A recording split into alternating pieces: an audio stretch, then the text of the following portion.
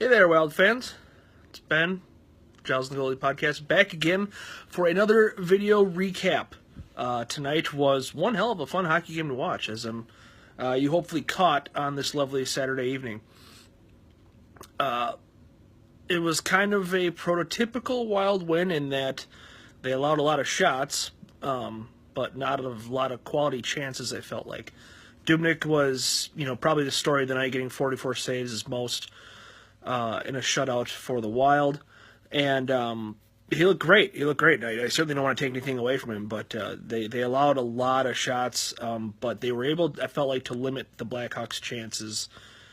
Really, really good scoring chances, at least. Dubnyk did have to come up huge a couple of times, but for the most part, it wasn't. I wouldn't classify this as a standing on his head kind of win, even though 44 saves in a shutout is kind of standing on your head. So that's the good news. The good news also, Charlie Coyle getting on the board twice. His struggles have been well documented this season, and for him to come away with 2 goals and just miss out on that hat trick is a fine night for Coyle, and very well needed at this point for him.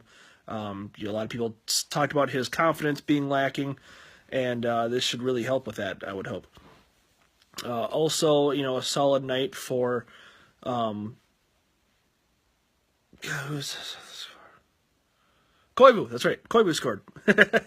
Dumba shot, Koivu deflection. That's what it was. Beautiful.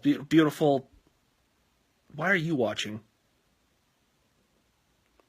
Beautiful goal. Looked forward to Koivu kind of breaking out of the slump as well, and so that's a positive as well. It's always good when you can get guys who are slumping on the scoreboard, and Dubnyk, who has been slumping but has just been kind of up and down, to have a solid night like that. All in all, you got to feel pretty good about that win. The Blackhawks were definitely a down team, and after the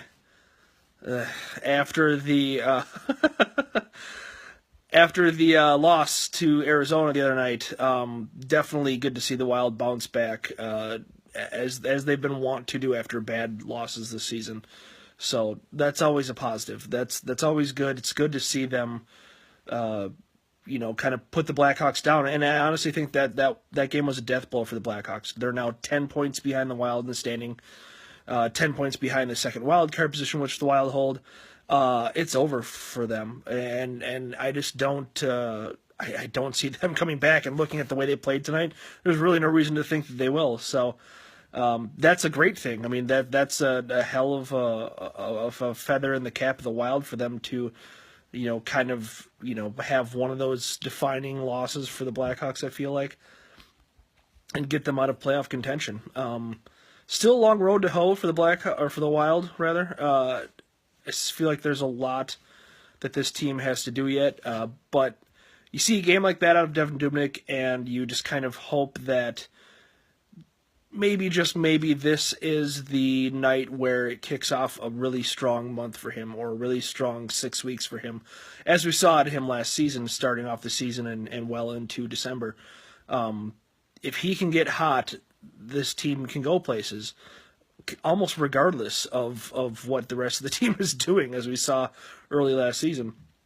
And that's going to be a key. I mean, we've all said that in numerous times, Giles and myself, where it's really Dubnyk is going to make this team go, and you really have to hope that this game tonight was him, taking that next step, getting that hot streak. He's been worn down in seasons past. He's had weak Februarys, he's had weak Marches, but with a little bit of time off due to that injury in December, and Alex Stalock being able to spell him more often, hopefully he can get hot and stay hot now through